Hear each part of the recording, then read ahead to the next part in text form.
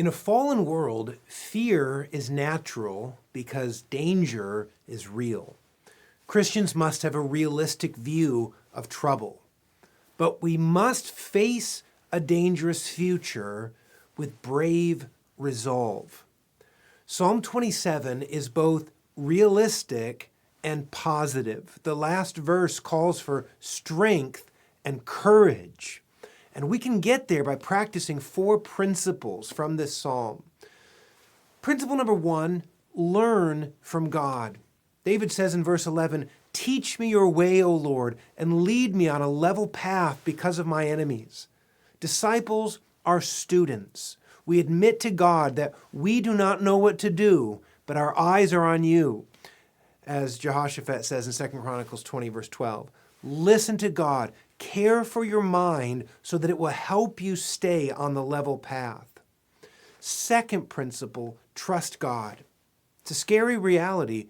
Everyone is capable of betraying you, and they do. David laments in verse 10, "My father and my mother have forsaken me," but God never will. To face a future that you can't control, you need to rely on the one who arranges all things. David didn't boast in his strength or his intelligence. He trusted that, come what may, God would hide him in his shelter in the day of trouble. Third principle, love God. We might believe God and not love him for being truthful. We might pursue religious education without actually pursuing God. But David got it right. The one thing he wanted, he says in verse 4, was to gaze upon the beauty of the Lord.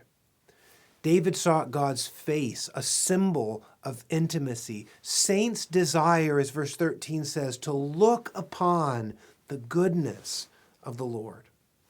Fourth principle, worship God. To his children living in a land of trouble, God gives abounding grace which evokes heartfelt worship. Listen to verse 6.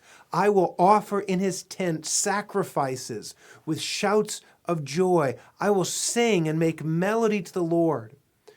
Through worship, we defy fear and anxiety. When we glorify God, we also enjoy him. True worship answers the deepest yearning of our hearts. David closes with a summary phrase, "Wait for the Lord." This phrase reminds us that new trials will come, your cross will get heavy, but do not be like the king of Israel in a time of famine who said in 2 Kings 6, verse 33, "Why should I wait for the Lord any longer?" You will be tempted to be your own hero, but you will only gain victory by waiting on the Lord. This is Psalm 27. Of David, "The Lord is my light and my salvation. Whom shall I fear? The Lord is the stronghold of my life. Of whom shall I be afraid? When evildoers assail me to eat up my flesh, my adversaries and foes, it is they who stumble and fall. Though an army encamp against me, my heart shall not fear. Though war arise against me, yet I will be confident.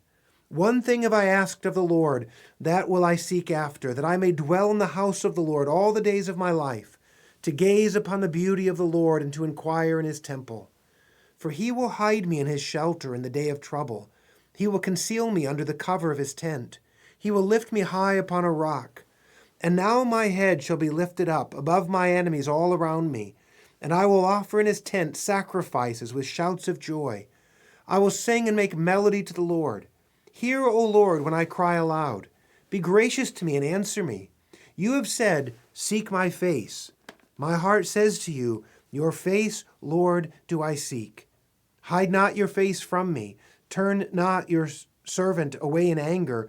O you who have been my help, cast me not off. Forsake me not, O God of my salvation. For my father and my mother have forsaken me, but the Lord will take me in.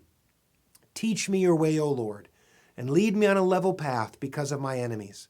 Give me not up to the will of my adversaries, for false witnesses have risen against me, and they breathe out violence.